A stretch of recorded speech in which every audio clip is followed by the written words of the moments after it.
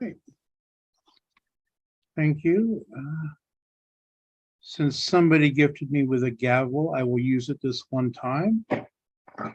Call the meeting to order at 7 o'clock. Welcome, everyone. I do see our guest speaker here, Adam Seiden, which we will call up momentarily. Do we have any other guests this evening that wish to introduce themselves? If so, please raise your hand. Just want to point out that Nicholas Tell is also with the campaign. He just joined recently, and so I'll be doing the speaking, but he is here. Just wanted you to know. Okay. Appreciate that. Seeing no other hands up. Tom, could you pull up the land acknowledgement? And Tiffany, would you be willing to read it for us tonight? Absolutely. Land acknowledgement. We pause to acknowledge that the Solano County Democratic Central Committee of the Democratic Party sits on the land of the Miwok and Patwin people. We remember their continued connection to this region and give thanks to them for allowing us to live, work, learn, and pray in their traditional homeland. We offer our respect to their elders and the Miwok and Patwin people of the past and present. Thank you. It appears we have a quorum. So the next item on the agenda would be approval of the minutes. I did not see the minutes come out, and I do not recall who was writing the minutes for the last meeting. I thought Corey sent them. Okay, if he did, I did not see them. I think he sent Could them just like be right blank. after we had the meeting, like the next Okay. day, somewhere. I've been thinking of a different one. I was not to running minutes for the last one, but I am running minutes for this one, and I will send them as soon as they are done. All right, well, in that case, we will move on to the agenda. I do have two changes to the agenda. For our guest speaker, because there was a scheduling conflict, Adam Seiden will be speaking in place of Marcus Wolf.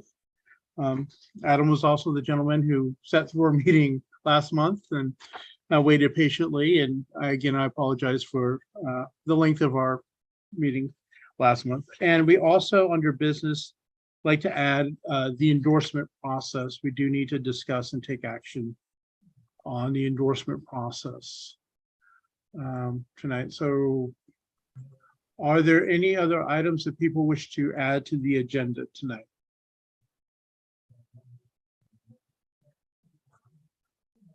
I move that Lynette. we adopt the agenda as amended. This is Lynette, I second. All right, thank you. It has been moved and seconded. I'm assuming we have a poll, Tom?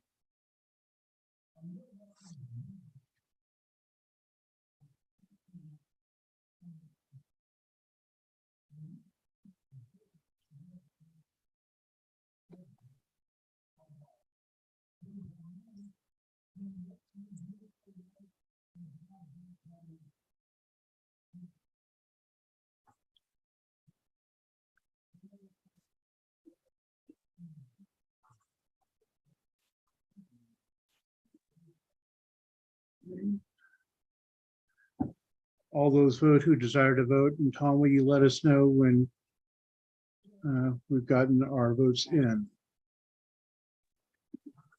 Sure. We've got 22 so far. I'm sorry, 21.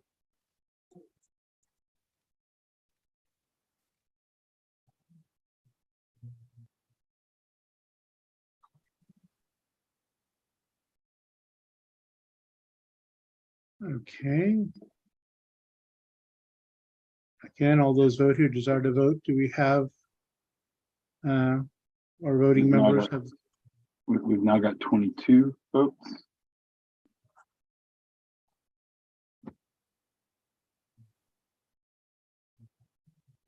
So it has been a minute and 20 seconds.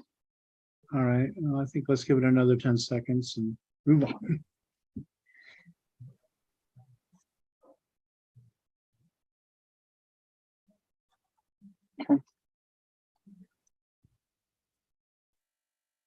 Agenda passes. Great.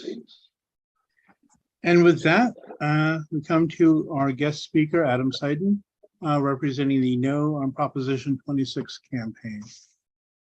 So we can spotlight Adam and have him take it away. Sure. All right. Well, thank you for having me. And yeah, I appreciate from last month. There was some very important work you all had to get done. That was important votes. So I get that, and I appreciate you having me back again this month. So my name is Adam Seiden, and I'm here asking the Solano County Democratic Party to join AFSCME California and the city of San Jose and the San Jose Mercury News to oppose Prop 26, which is also called the Tribal Sports Wagering Act. AFSCME California opposes Prop 26 on behalf of its 1.6 million members because of a poison pill they included that attacks the card rooms, and in doing so threatens 32,000 jobs and $500 million in local tax revenue for the communities of color where they operate.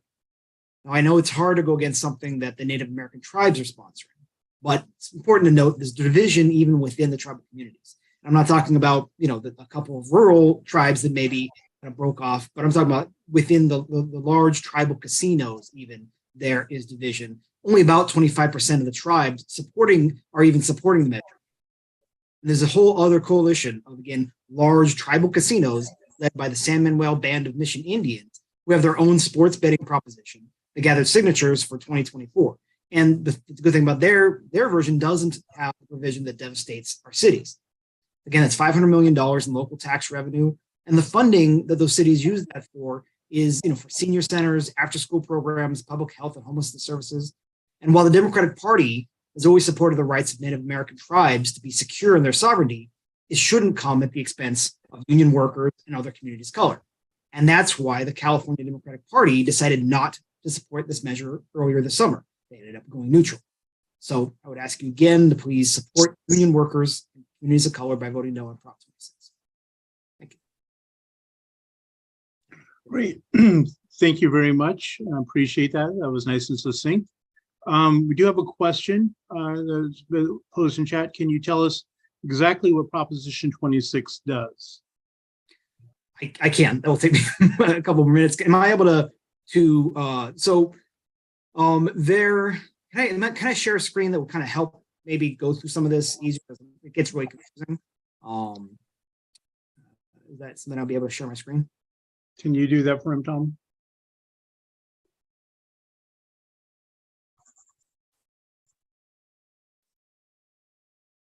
Got it. Go.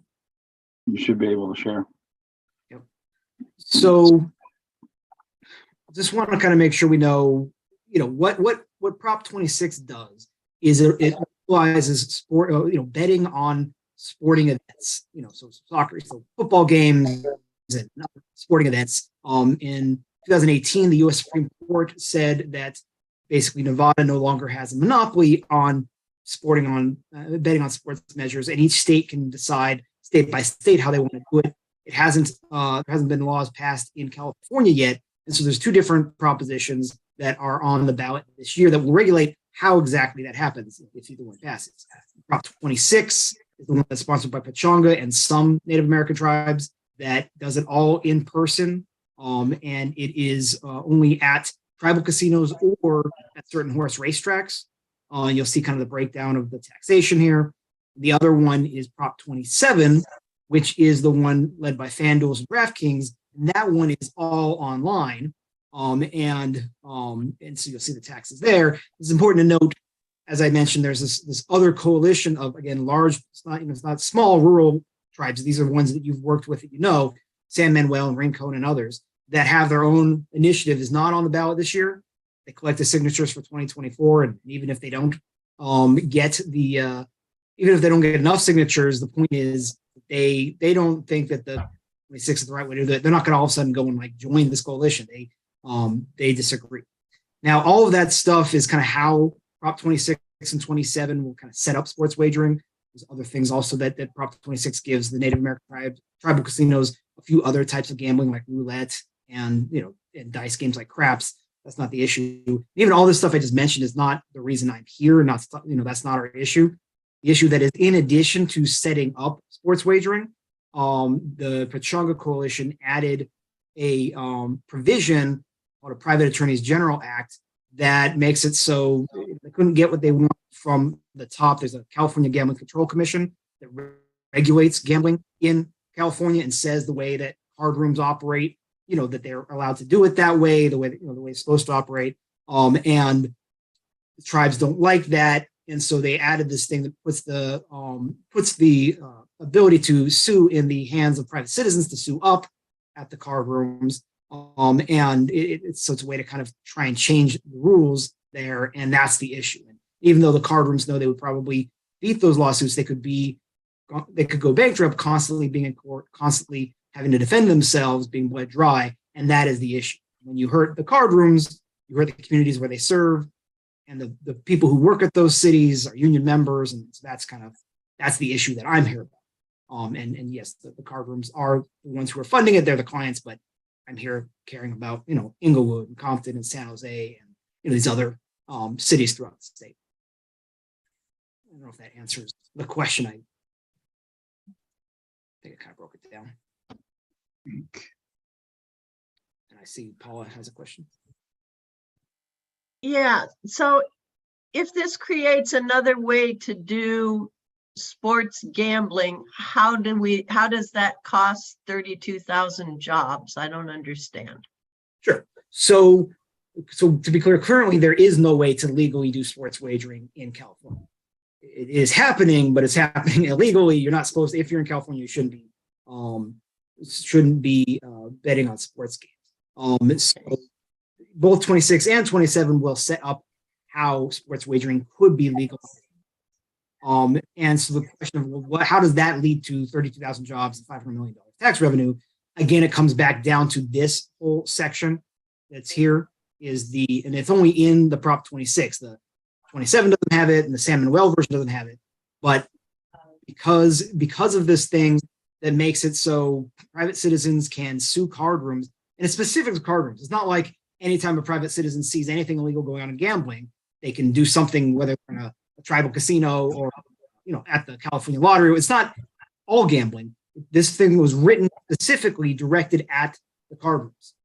And so if it makes it so private citizens, if they have any issue with the card rooms, can sue the card rooms. And those, even though like the money, if there were any settlements, the money doesn't go to that person, but those lawsuits could be supercharged by funding from the tribes that have an interest in seeing the card rooms not be around. And so that's where it leads to. So if you are, if these lawsuits can happen and they're constantly dragging the card rooms into court and they're having to defend themselves, they can be bled dry. And if the card rooms were to not exist, that would be a loss of 32,000 jobs. That would be a loss of $500 million in tax revenue, because these card rooms pay funding, take taxes directly to some of these cities. I'll show you an example of some of these. It's Hawaiian Gardens, it's like 70% of their entire general fund. Commerce and Bell Gardens are 40%. City of Colma up in the Bay Area is 23%. So, and you'll see here's the communities where the card rooms pay more than $1 million in tax revenue directly to the city, just because they are allowed to operate games, they pay taxes there. And you'll notice that they, as I'm saying, the communities of color, these are, between 70 and 95, 98% Latino, Black, and API. And that's the issue. That's $500 million. And so, Deborah, does that answer your question, or is there something more I should go into? Yeah. And then we had another question. Can you not sue a card room now? And No. So you can. This would set up a specific.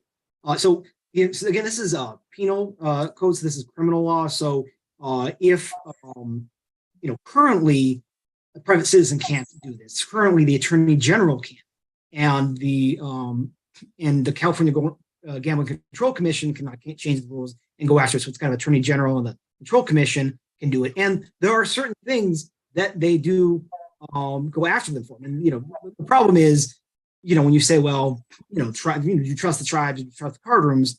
The card rooms have a history of having issues. So, and again, I should notice some of the card groups. There are a handful of that have some issues, and this things sound really bad. Money laundering, it's it's misleading FBI, it's some really horrendous things, and we're not saying that those things should be allowed to happen. Obviously, if a card room is not following the law, they ought to be caught, they ought to be charged, they ought to suffer whatever consequences there are. But the point is, currently the Attorney General and the Control Commission can do that and does do that. And every time the other side, the yes side, kind of tries to smear the entire industry of 60 card clubs by kind of pointing out these handful of things, they're kind of pointing out the fact that there already are laws in place, there already are enforcement mechanisms in place that catch these things that they say it's about. What it's really about is this gives the ability for private citizens to bring it up and say, oh, Attorney General, hey, you should go do that. And if the Attorney General looks at it and is like, no, this is fine, I don't want to do this, then the person can now sue them in civil court. And that is not currently allowed. That's not currently something that can happen. That is what this would add, is that thing. And it wouldn't be, if the same thing happens at a tribal casino where somebody sees something like, oh, this isn't right. There isn't, they're carved out of it. This Proposition 26, this issue does not go after tribal casinos the same way it goes after card rooms. And no, currently you couldn't sue somebody. Okay. I think that also covered the next question that was in chat. So I don't see any other hands up. So thank you very much for your presentation. Appreciate that. And Thank you.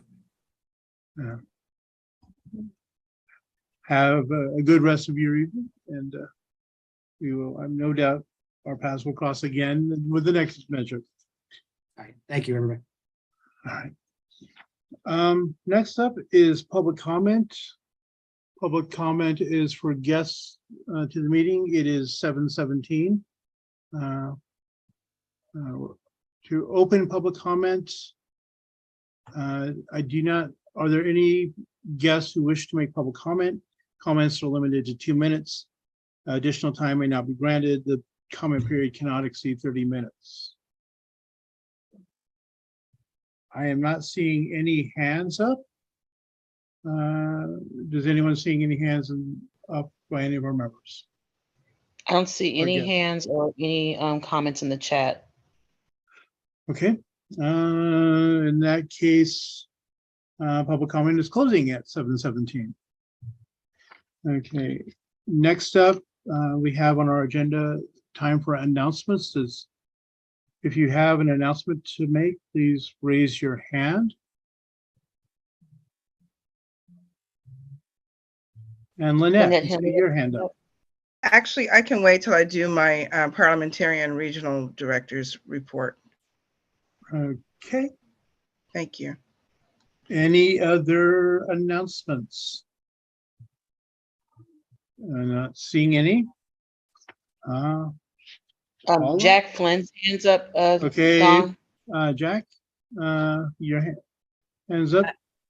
Hi, thank you so much. Just a quick announcement. So as everyone knows, I'm running for the Fairfield Sustained School Board. We're just starting canvassing now.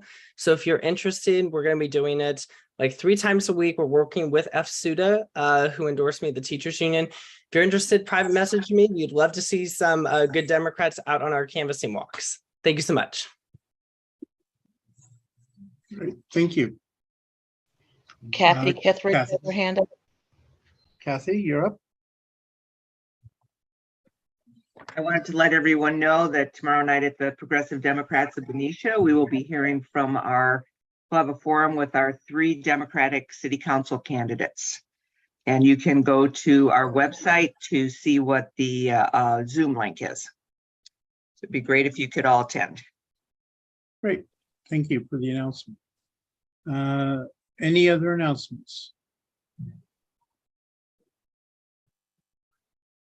Okay, seeing none. Paula, time for the treasurer's report. Okay, so I sent it, well, actually I sent it to Corey and Corey sent it out. So I think everyone should have gotten a copy of it. And the only thing in addition to what was in the report is that later today, I learned that Double Good has been trying to send us a little over $2,700. And they needed the EIN number. And so I gave that to them today, and they will be sending us $2,700, 2724.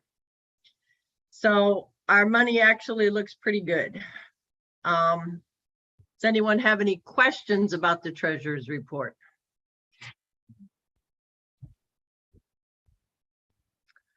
Seeing none, I would like to move This that is it. Lynette. Sorry, I couldn't get to my, as I said, I got a new computer, so I can't get to my reactions and all of that.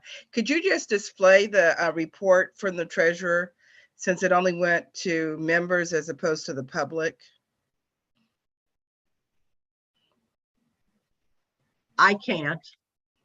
Okay, yeah, I know. Thanks, Paula. Tom, do you have that available?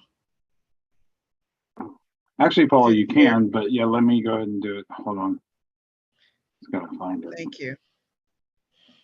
And that's great news, Paula. It's almost Yeah. $3,000. That's 1 month of rent. Exactly. Well, 1 month for Fairfield. Vallejo's Okay. only 1,800. Right. Oh, come on.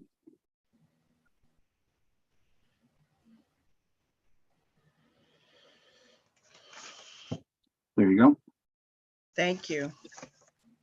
So even though it looks like our federal balance is really low at $1,800, there's 7,400 that's in the pipeline on its way to the federal account from Lori Wilson and Garamendi and the Northern Club. And that's at the very bottom of the report.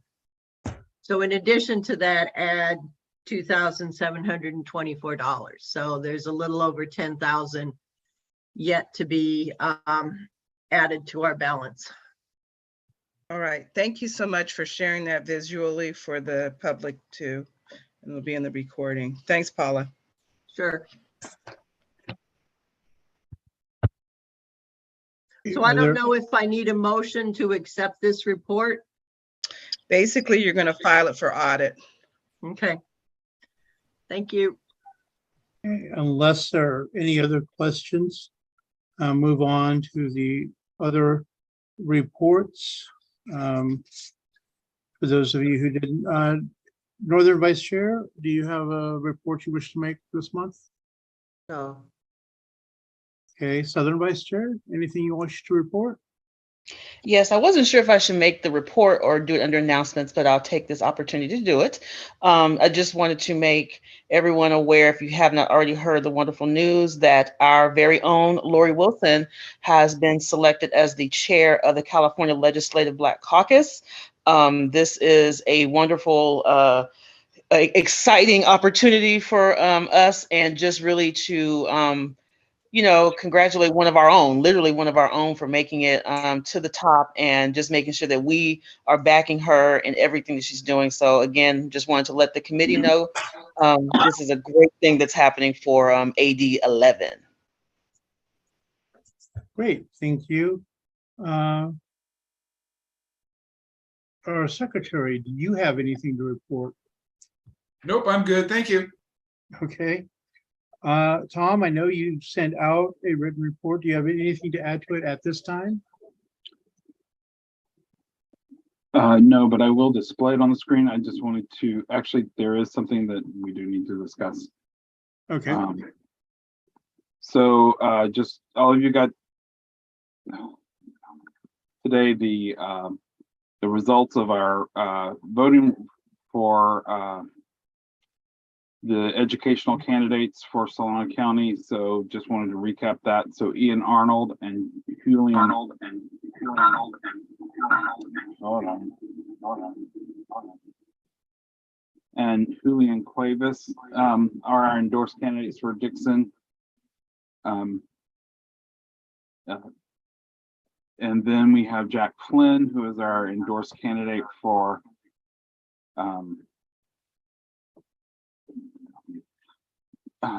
Fairfield Sassoon District 5.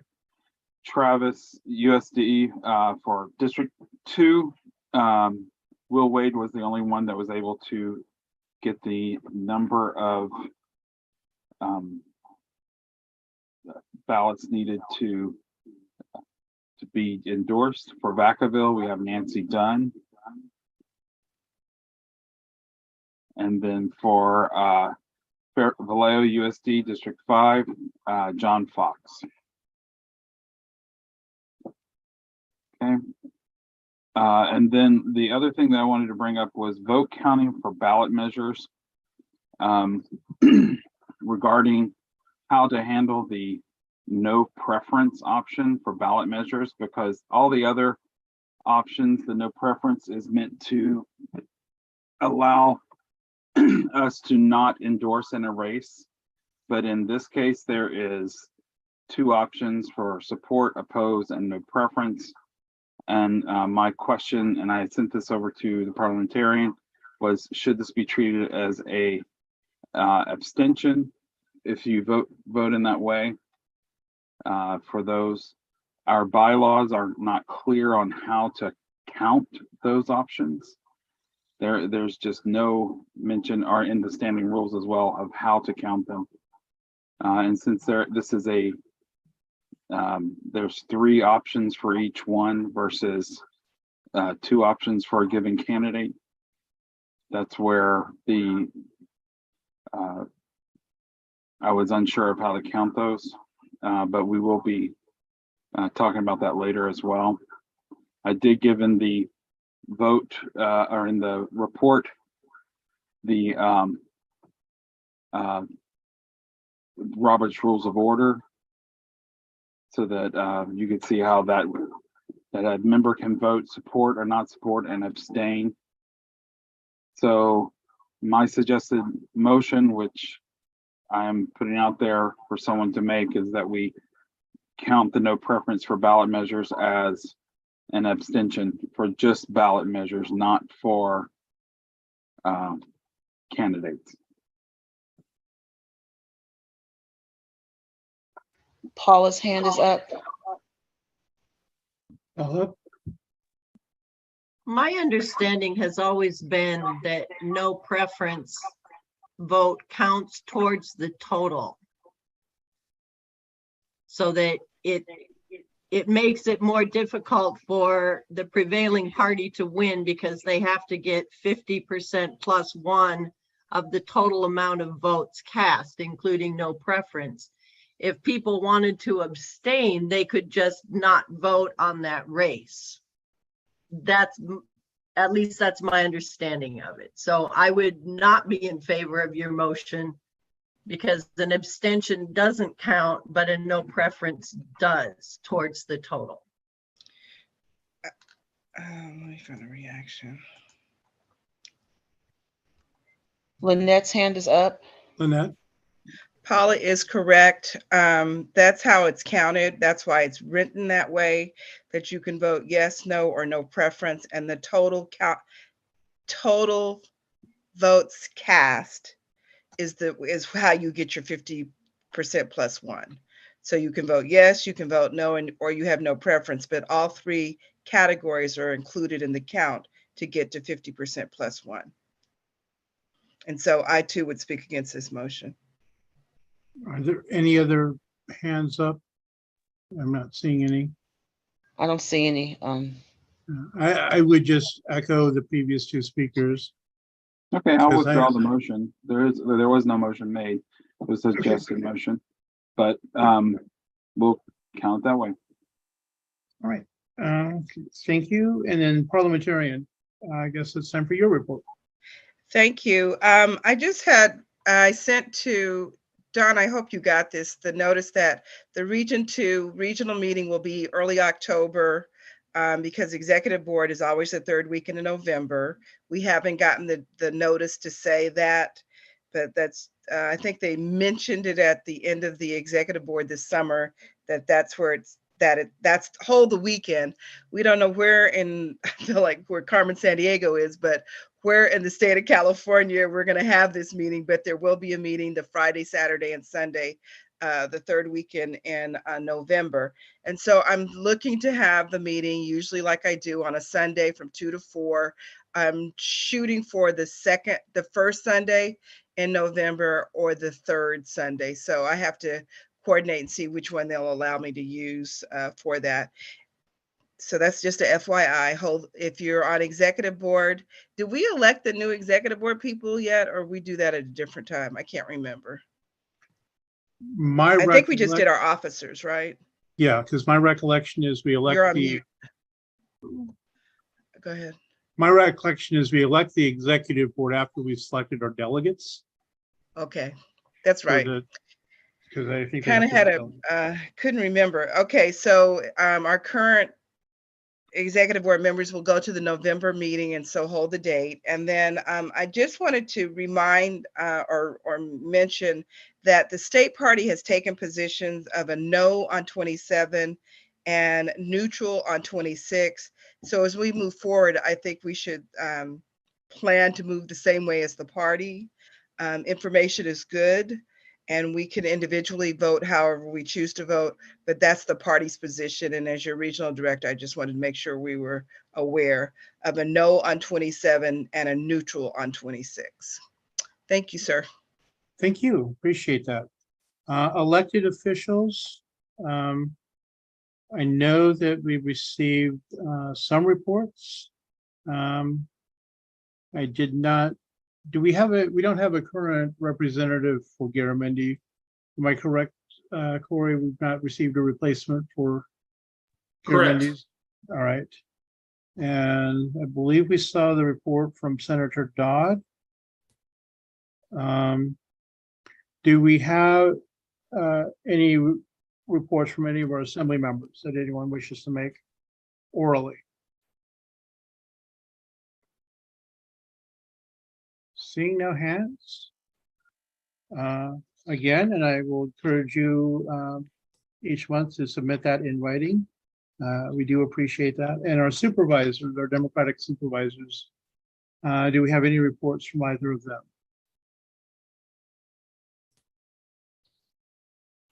Okay, nothing so far. Moving on to our clubs. A number of you submitted reports in writing, but I will just ask any of the clubs that did not submit a report, if you have a hand up.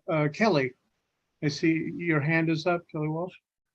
Hey, everybody. I'm not sure where we are on the agenda, but just as a local elected official, I wanted to give a quick update, if that's okay. Okay. For Vacaville Unified School District, I just wanted to put on everybody's radar that the board approved a resolution to extend the current facilities bond for $229 million. It's going to be on the ballot in November, and it'll be called Measure Q.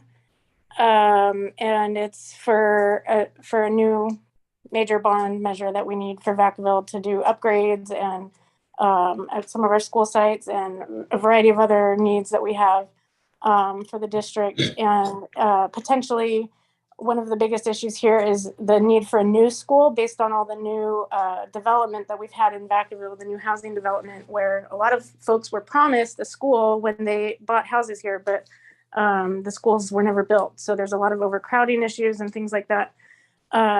We also have a new preschool center that's opening. So lots of exciting things happening in Vacaville Unified School District. But the main thing was Measure Q that's going to be on the ballot in November. So I just wanted to put that on your all's radar. Thanks. Great, thank you. And Matthew, I see your hand up for presumably for the Jewish Democratic Club's report. That is correct. And thank you so much. So I just wanted to let you guys know that we are just now finalizing the details for a wine tasting fundraiser with our community. Invitations are going to go out by mail to a lot of people, Jewish Democrats who there's just never been outreach to before. We were able to access them through the voter lists. And this is a very new bit of outreach for our community. I'm really excited. This is going to be held at Congregation B'nai Israel, 1256 Nebraska Street. It'll be on the 18th. What we're going to do is we're going to send out the invitations by mail to the Jewish community first. We're going to give them some time to respond. And then, because there's limited seating, 75 people is what we're aiming for. And then whatever they don't buy up, we're going to open up to the leadership in Solano County, as well as anyone else who's interested in coming at that point. We also have sponsorship available if anyone's interested in doing that. A silent auction and just an opportunity to schmooze with Solano County politicos, community leaders, greet old friends. That's the 18th of September, Paula. Thank you.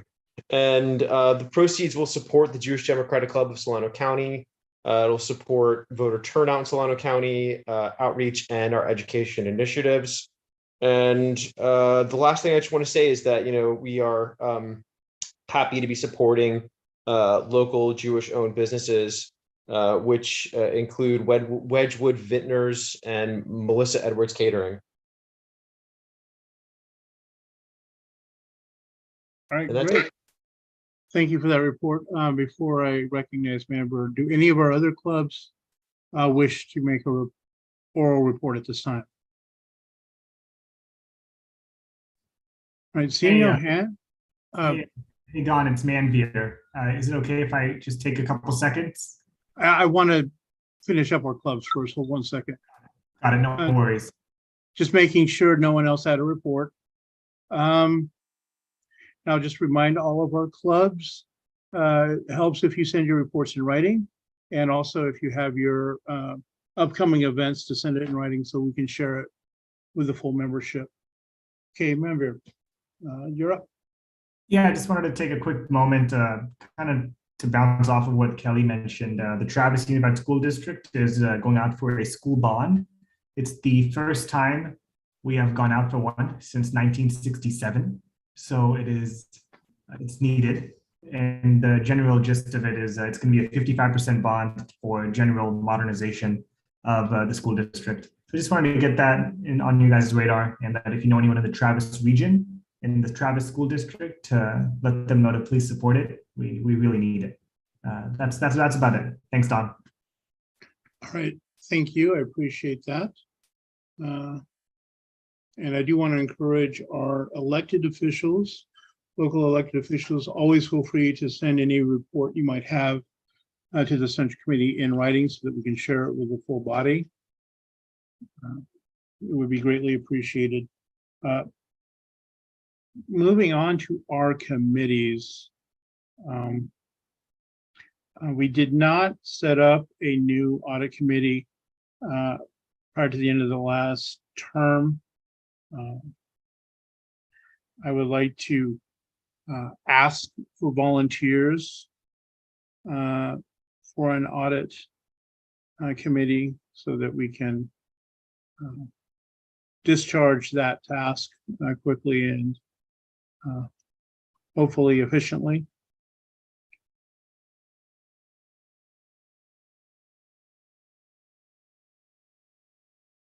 This is your chance to be of service, people.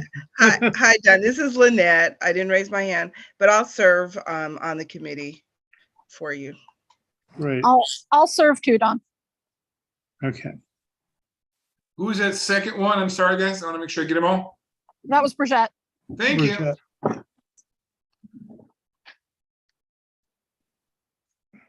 Pat, your hand is up. Are you volunteering for the committee? No, I just wanted to find out what is the audit? What do you guys audit, and what's involved? The audit is to review basically the Central Committee's financial records for the last term. I'm flipping to the language now.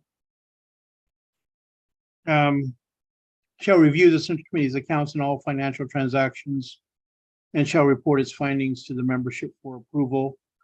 In theory, this would be prior to the election of officers, but it did not happen. We would like to still get it done and taken care of. So Pat, are you volunteering? I'm not a big financial person, so I think I'll wait and volunteer for something else, but thank you for the offer. Okay. Paul, your hands up. Yeah, so Morgan delivered to me a shopping bag full of papers. It's not very well organized, but I will try to get it organized. So I guess I'm kind of by default part of this committee. Okay. I would like us to have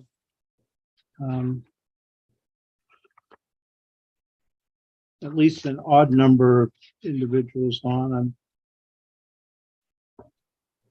Margie's hand is up. Margie, I'll join the committee. great. I appreciate that.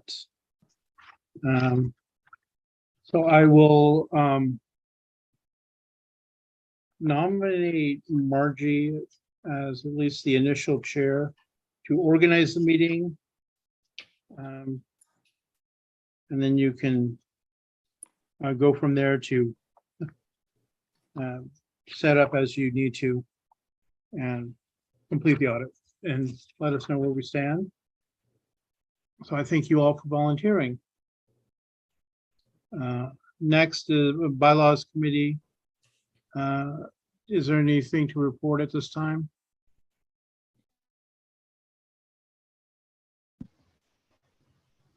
I think she's on a call. Okay. Don, Yeah. I just wanted to, something clicked in my head.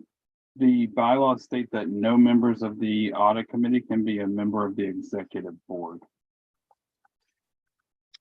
Okay, well, I'll just get the paperwork in order and turn it over to someone then. Right. I think his point is that Lynette should also not be because she's on the executive board. So we have Brigitte. We have Margie. And I would like one other non-executive board member to volunteer.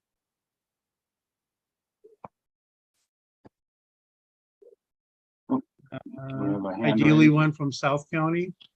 Maui, Phil. Maui, your hands up. If it's for South County, I don't think I can do it. Being a Vallejo.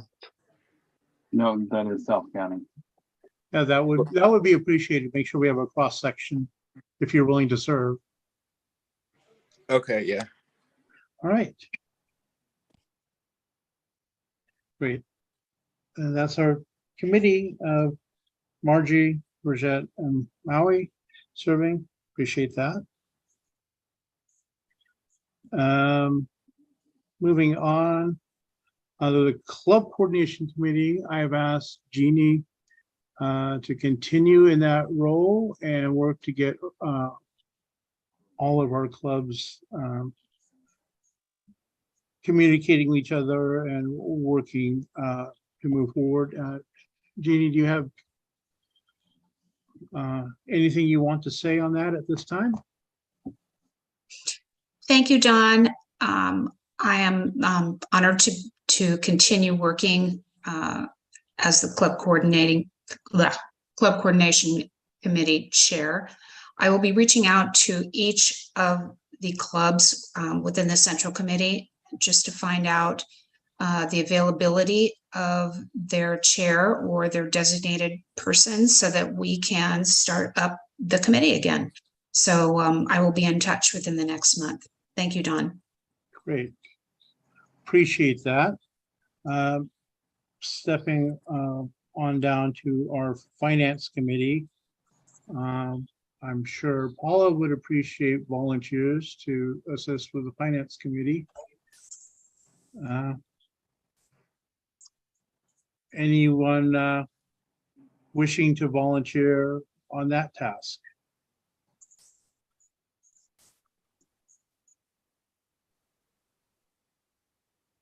Which is to Jerry Phil, Castanon's hand is up. Jerry. Okay. Great. And Philip, your hand is still up. You want to do that committee as well? No, my apologies. I forgot to drop it. Go ahead and drop that. okay. I urge other members of the committee to think about helping our treasurer oversee the development and operation of our budget. So please consider it and reach out to Paula if and when you're willing to do so. Help out. Moving on to our fundraising committee with our two co-chairs of the Northern and Southern Vice Chairs. Do you have anything to report at this time for fundraising efforts coming up between now and the election?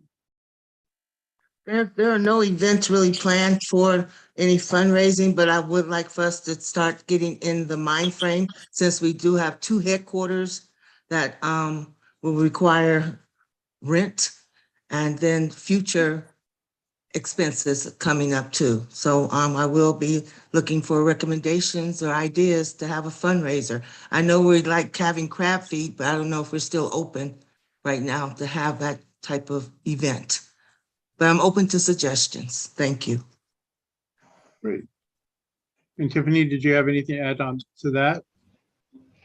No, me and Vernil are echoing the same sentiment. We just want to make sure that whatever funding activities that we have, each member of this committee and the clubs fully participate, so that we can make sure that we are filling our coffers in the financial aspect. So that's all I have to say. Please come to us with suggestions on how we can ensure that we can still pay bills. I will Julia, your definitely hand is up. echo that, both of them. Julia. Has anybody brought up the ideas of doing like backyard events, like ice cream social or anything like that? It keeps it small, keeps costs down, but does bring in a nice little amount.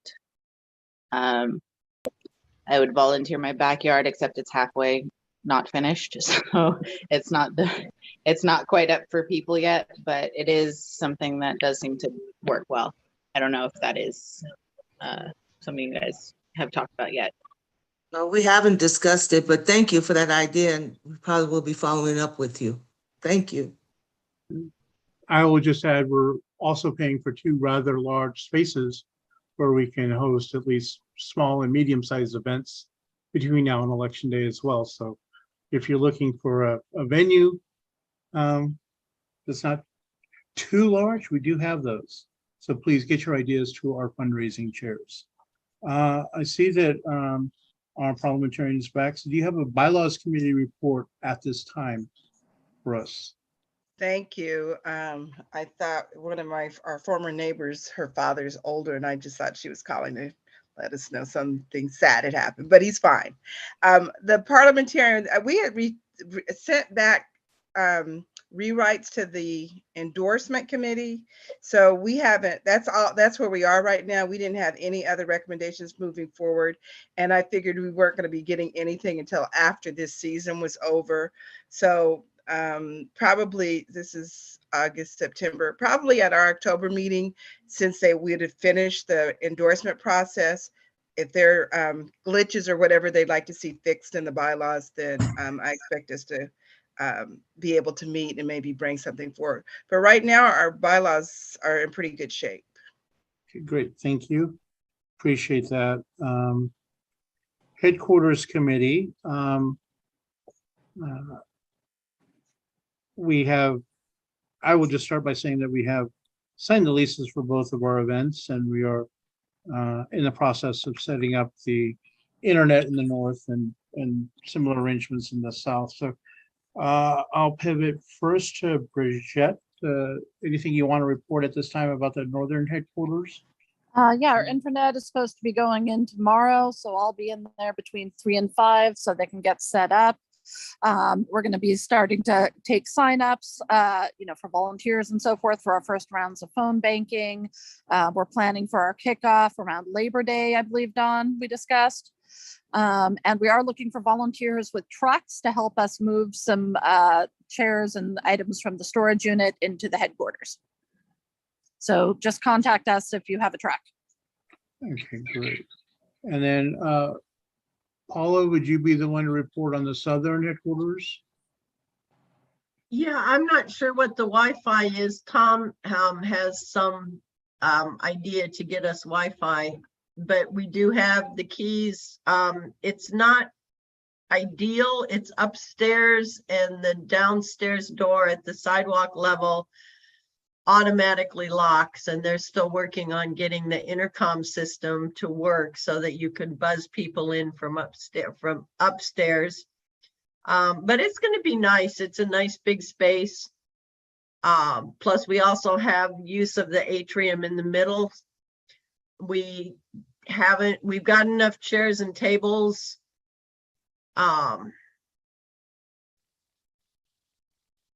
There's a few things that we still need. One of them would be some of the signs from the storage unit. Some of the old signs that we can plaster up on the walls. We can definitely share those, no problem. Yeah. We've got plenty of signs. Good. And we don't have a kickoff set up yet. I want to kind of arrange that with Garamendi since he's giving us so much money towards this. That's what We we're really doing too. need him to be Yeah. there at our kickoff event. So if anyone wants to volunteer to help me run the Southern headquarters, I'm all ears. Let me know. I take all the help I can get. Excellent. I have signs still for Garamendi as well as, I have signs for Garamendi, so I can split them up between both of the headquarters. Y'all just let me know when you need me to drop them off. You know what? I have about 100 signs. So if you want to take yours to the north, that'd be great. I have 200, so I got a fresh drop. I got a fresh drop recently. Paula, this Yeah. is Miguel. I'd love to help you with the headquarters in the south. Okay. Awesome. All right. Awesome. Thank you. And I'll just encourage both of our headquarters chairs and their assistants, as you notice things that you might need for the headquarters to be brought in for use, feel free to send us an email that we can circulate to get people, because I know between us we have plenty of chairs and tables and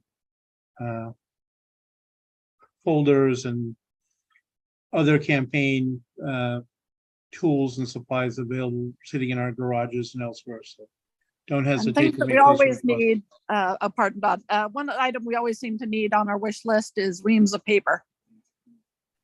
So certainly encourage those donations, but do remember to report them to our treasurer so that she does the paperwork appropriately. Okay, next legislative committee. Margie's hand is up. Oh, I just want to show you, I have t-shirts that I got from the state party. I have 20 that we can take to the headquarters to give to volunteers or what you decide to do. So. Excellent. I think we should certainly share those between our headquarters as well. Oh, yes, we can divide those up. Okay, so when you have open house, I'll bring it there. Thank you. Get it earlier. Margie, we appreciate that. And now, Bonnie Hamilton, do you have a Ledge Committee report for us? Yes, I did submit a written report. Thank you, Mr. Chair, but I do want to encourage people to contact your assembly person and your state senator to support our 5 bills that are still in play.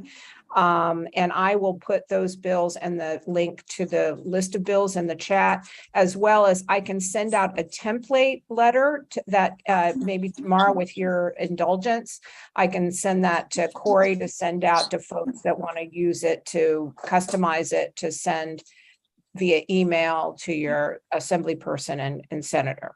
Thank you very much. Great. Meeting Logistics Committee. Is that still you, Carrie?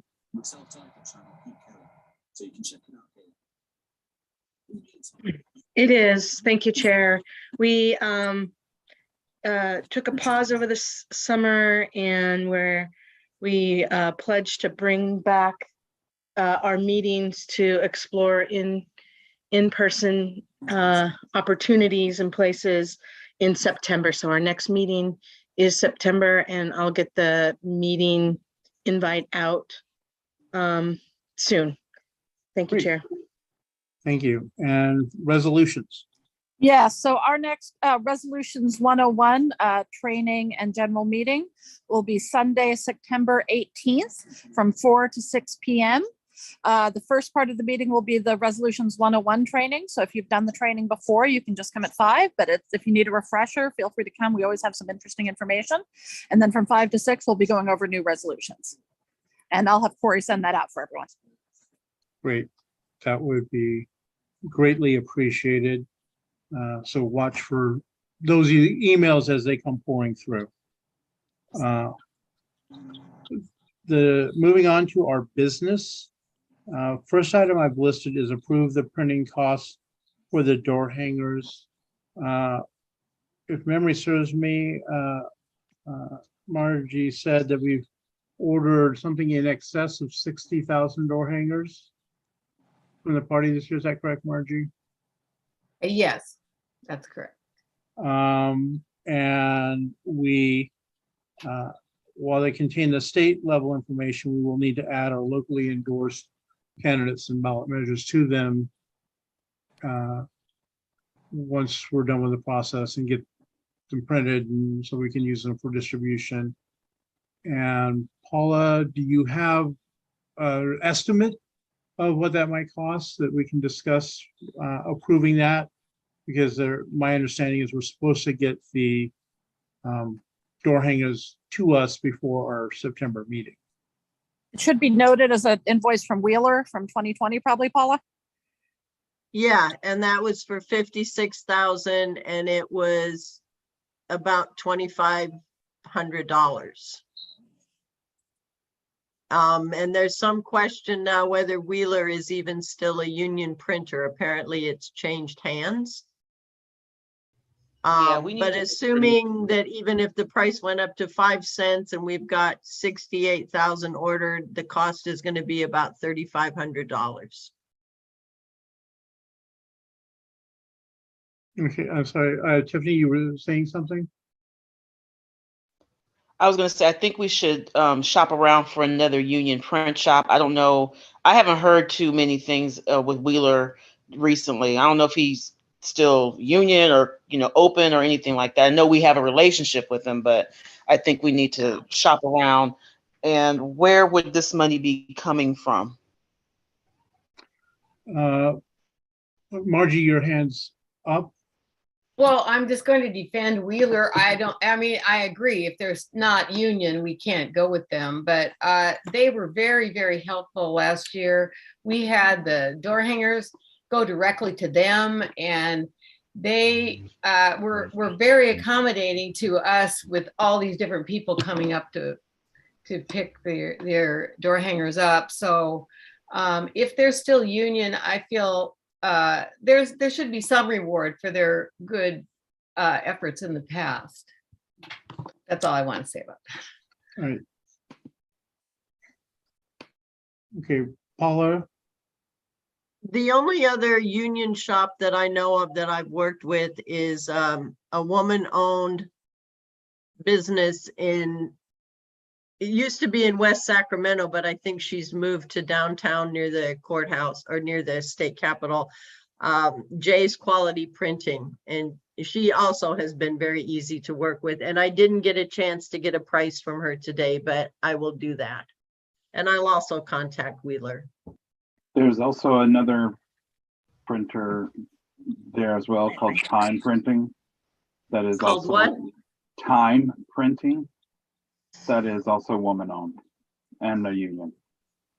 And just speaking to the printing, I would, assuming if Wheeler is not union anymore, I also would put a vote in for Jay's Quality Printing. They are also minority and women-owned in the Sacramento area, and they are union. Okay, Lynette, I see your hand up. Thank you for calling on me. I didn't want to break protocol. But the woman in Sacramento is also used by the Yolo County Central Committee for their printing. So she does have a history with central committees and getting out the materials. And from what I understand with them, very easy to work with. Not that I'm trying to get rid of Wheelers because they're local, but the big thing for me is, are they union still? Right. Thank you. Jerry?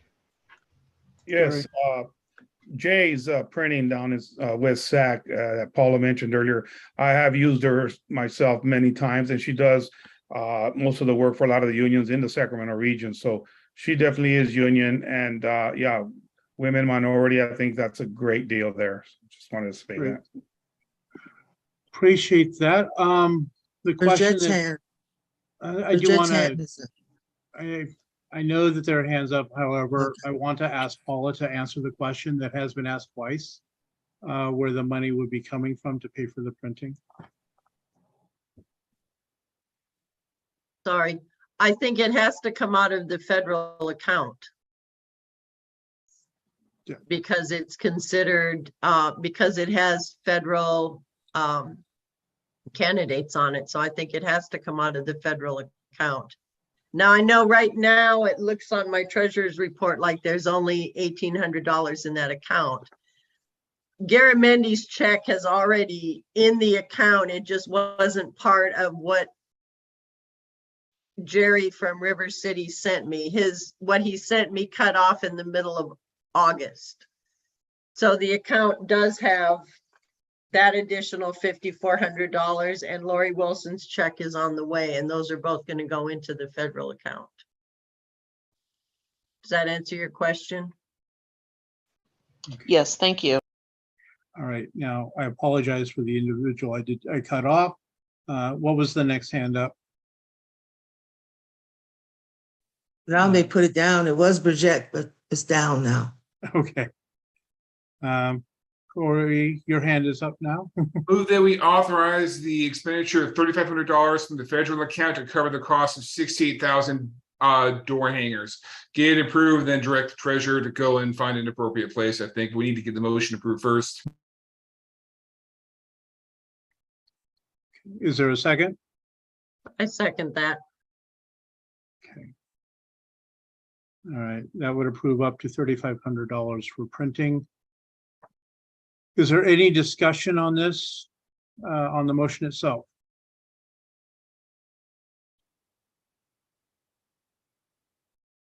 Okay, I'm seeing no hands.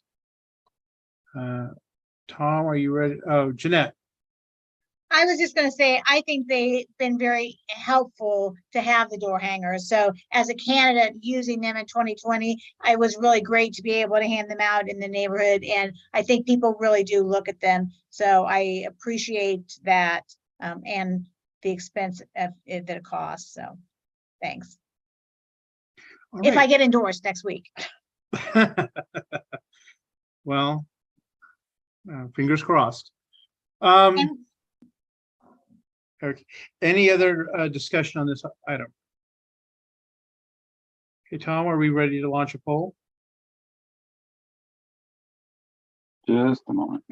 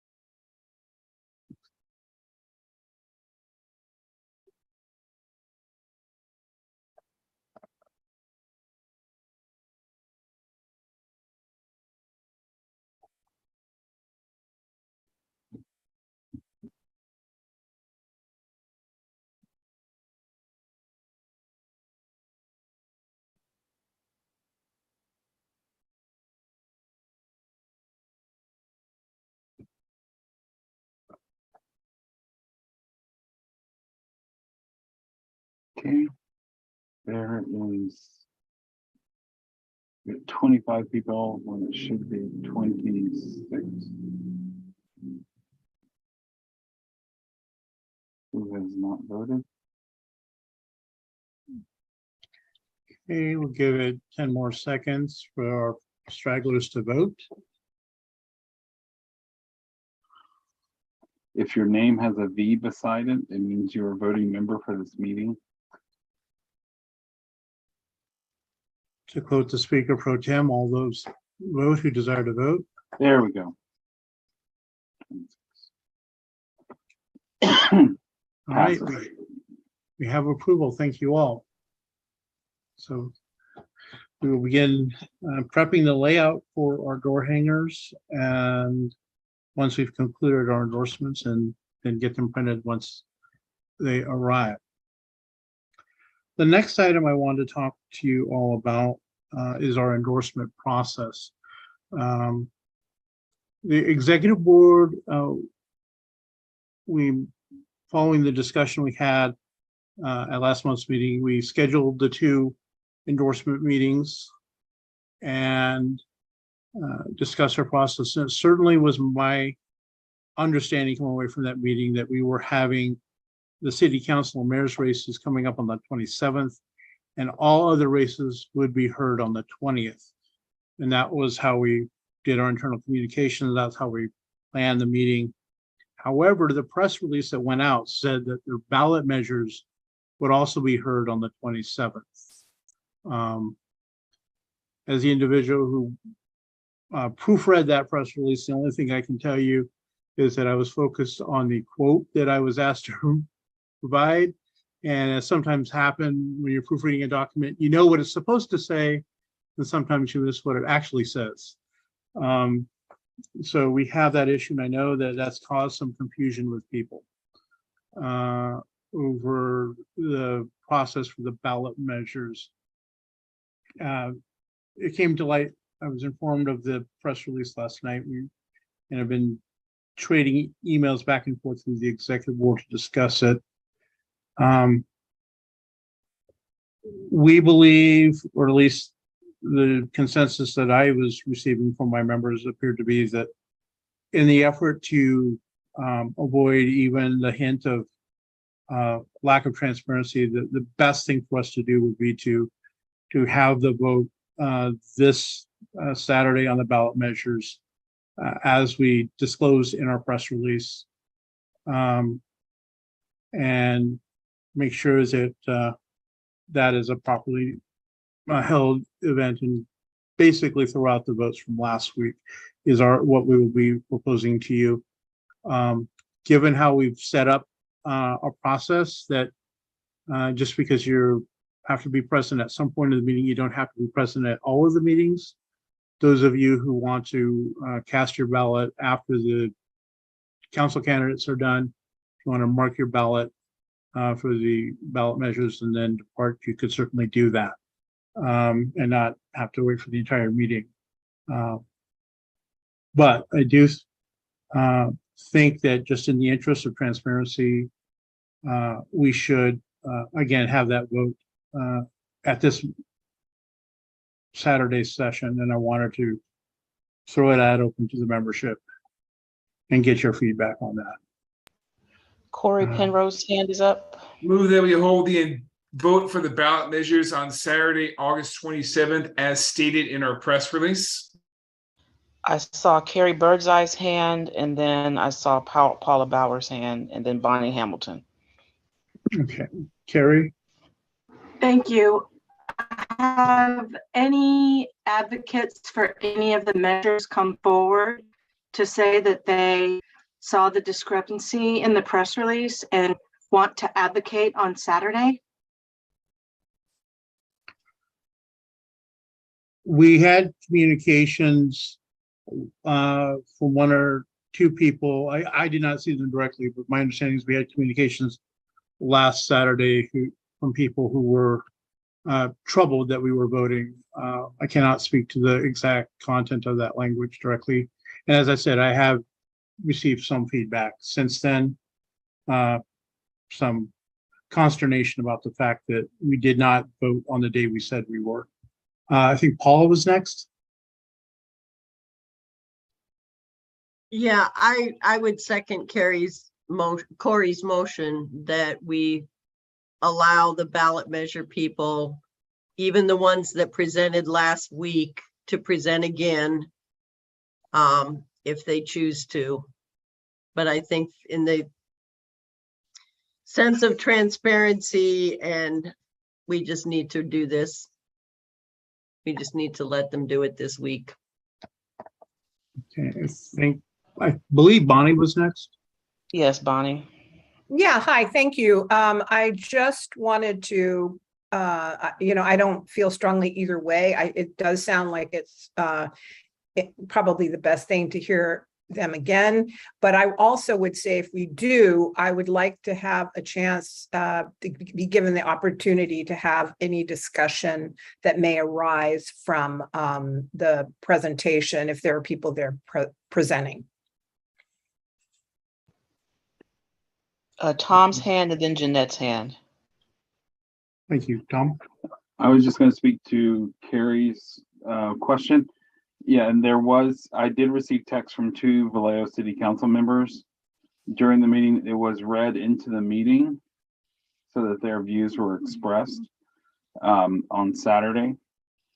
So if you wanted to hear what they said, it's in the meeting recording that is up on YouTube. But they did express that they felt that they were not given the opportunity to complete the questionnaire, even though it had been out there for a while. And Jeanette.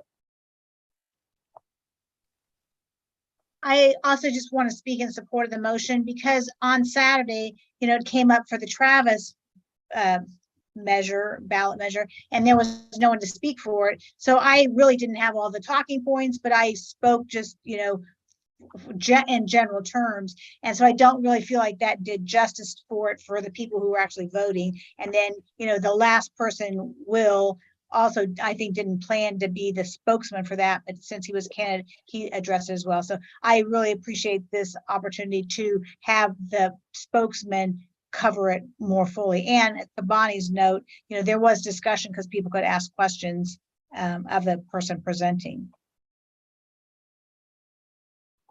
Thank you. Any other discussion on this item?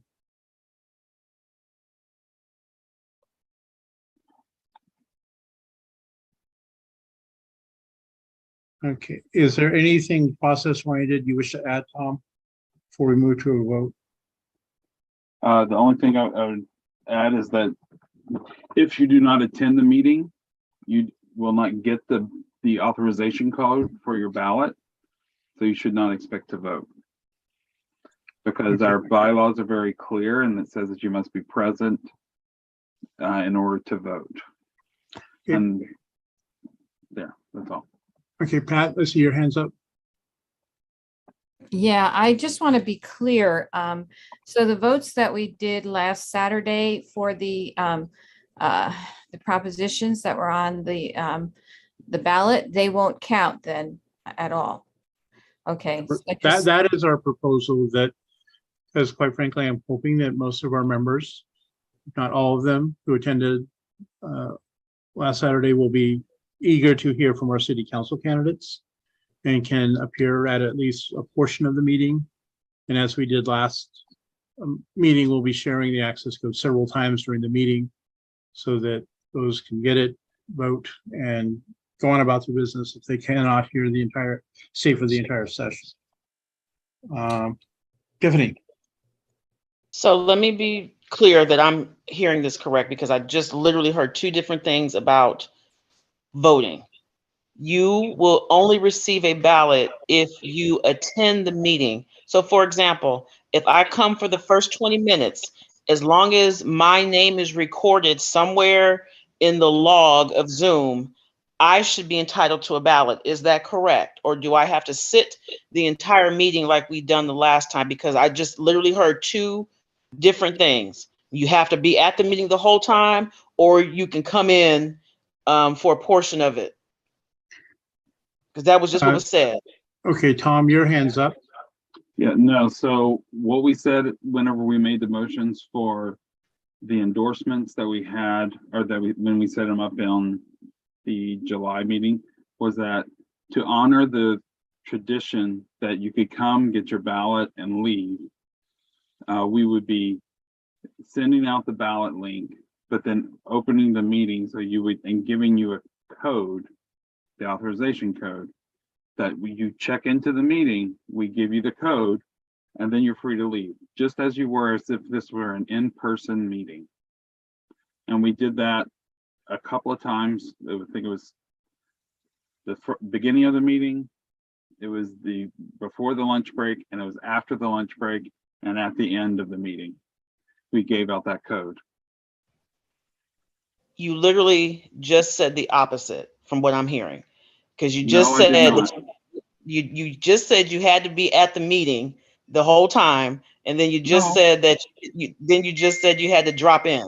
So I'm just trying to Okay. clarify for everybody. Then let me You can restate my hold on. thought. You can come to the meeting, log in, capture the code, and if you have to leave, as long as you have the code, you could still vote. Correct. Because Okay. that is your proof that you attended the meeting. Okay. I just want to put that out there because there were literally 3 different sayings in this meeting, and I don't want any confusion about people not being able to vote, because that's kind of what the consensus was. So thank you. Okay, Carrie, I see your hand up again. Yes, in Thomas's information officer report, he talked about 3 people last Saturday getting the authorization code and not being in attendance. Can you describe what happened with those votes, please? The votes were recorded, but in the vote results that were presented in my report, they were not included. But if you click the link to the detail, you can see the votes that were there. And you can also see the log from Zoom of who attended, and it captures that log throughout the meeting, going all the way until the meeting is shut down. So that log is included as well. Through the chair, if I may, so what you're saying is the people that voted that weren't in attendance, their votes were not counted in the official tally. Correct. Or in the tally that I released in my report. But And I that will is, say, and that's the official tally? as far as I'm concerned, because I will say this, their votes did not change any of those if they were counted in it.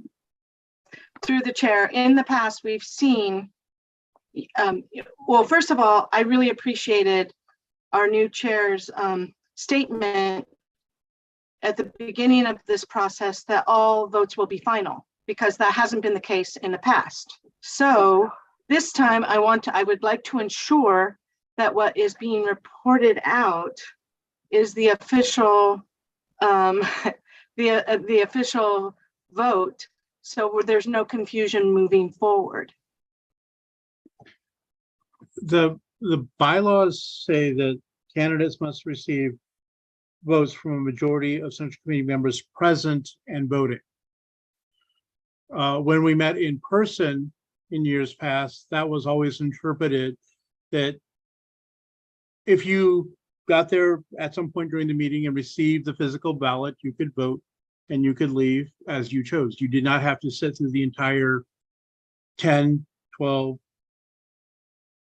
hour marathon, as some of you recall, those turned into very lengthy meetings. In attempting to honor that and not have members having to sit through a full session as we did 2020, we came up with this method of using the Google form as the ballot and then issuing the access code at multiple times during the meeting, so that if you chose to sign in at the beginning, you could get it, authorize your ballot, vote, and leave. If you couldn't come right at the beginning of the meeting, you showed up around lunchtime, you could get the ballot, enter the access code, and at the same time at the end of the meeting. So we want to provide multiple opportunities for people to check into the meeting, as the phrase was used, get the code, enter the code, and vote in alignment with our past practice. So we do want you to be present at some point in the meeting so that you meet the letter of the bylaws. And at the same time, we're not requiring you to attend the entire meeting to, again, follow our past practice that we have adopted over the years of not requiring people, every member, to sit through the entire meeting. So I hope that explanation was clear. I've tried to spell it out, is our intent. And that's what we are hoping will occur again this meeting. That if either you as a member, or if you are not able to attend at all, you send your alternate. And as long as you're there at some portion of the meeting, you can vote on the entire ballot if you so choose to do, without sitting through any of the candidates. But personally, as a master courtesy to those who are willing to put their necks out on the line and run for office, I would appreciate if we had a quorum through the entire day. Thank you, Chair. Is there any other questions, comments, or discussion on this motion that's been put forward? I am not seeing any. So are we ready to launch the poll, Tom? Matthew. Hey guys, I just want to say that it really was an impossibility for me to even log into my device and attend. As you guys know, it's the Sabbath. Susan and I are observant, and both myself and Susan, my alternate, were in synagogue, and you know, it's not as though I can just like, amidst a bunch of observant Jews, sneak out my phone and, you know what I mean, like log into a meeting. And it was after we got out of synagogue that I was finally able to access it. I just want to communicate that, like, I feel saddened that my vote didn't count. I'm glad that it didn't, that it like have or impact the efficacy one way or another, because I certainly would have been very disappointed if it had turned out that the negation of my vote had altered the outcome of the election some way. But if future iteration we can avoid a particular problem or figure out a way to make exceptions, I think, speaking on behalf of Democrats, I'm very happy to have that or have a workable solution.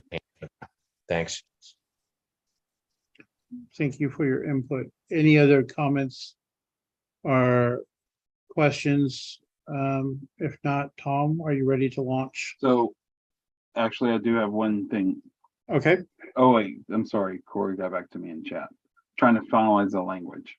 Okay.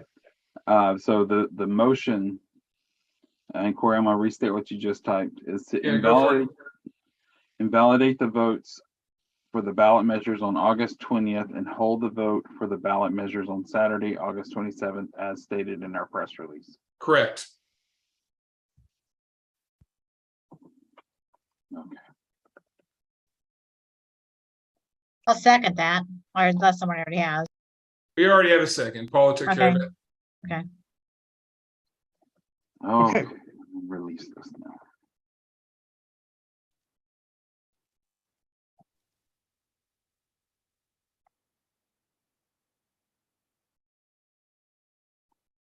I appreciate everyone's patience and understanding.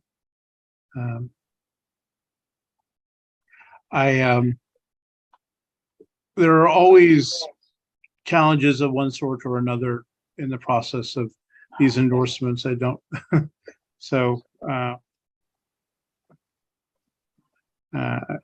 appreciate your flexibility in this and making sure that we comply with what we put to the public, assuming a vote in the affirmative, that is.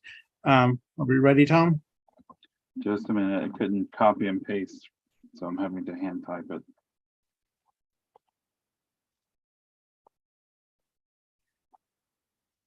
All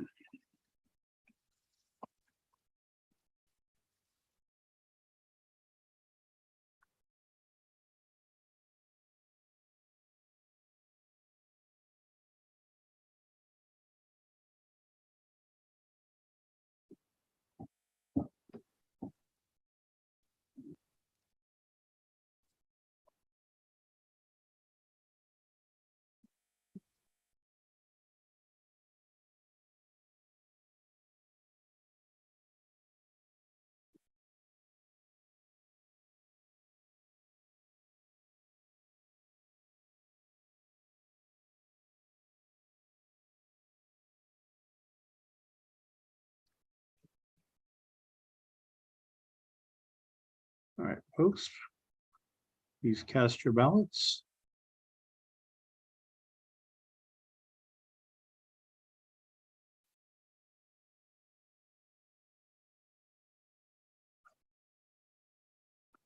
Three more people need to vote. Two more. All those vote who One more. desire to vote. There we go.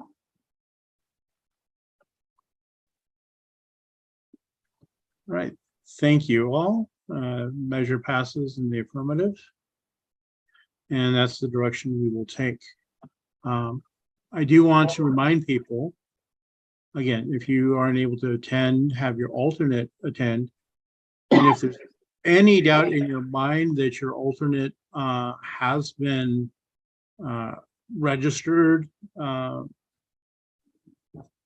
with the Central Committee, please send us an email spelling out your alternate and their contact information so that we can be sure they get the ballot and the agenda and can participate in the meeting.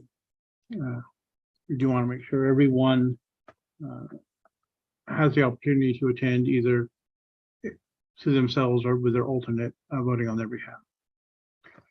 Does anyone have anything they wish to raise? If not, entertain a motion to adjourn. Move for adjournment. Second. All right. Off the question.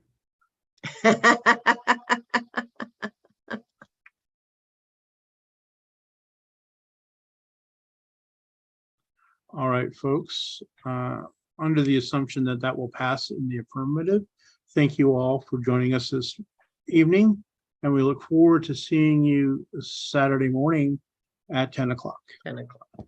Woo, good job, Mr. Chair. Great meeting. Are we out before 8:30? Absolutely. Hey, Don, Well I'm done. gonna go ahead and send you a draft copy of the minutes, make sure that everything is up to snuff. I think I got it pretty close, but you know, there's always quirks from one organization to another, so. Okay, and we are officially adjourned. Yeah, I will certainly, we will look at that and try to get you feedback. Awesome. And Sounds good. And Corey, I'll share a link to the recording on Zoom. And just link that up under the title probably. No. Well, actually, you can get it from YouTube, but I'm just saying, I'll send you the link. So in case you have any, you can't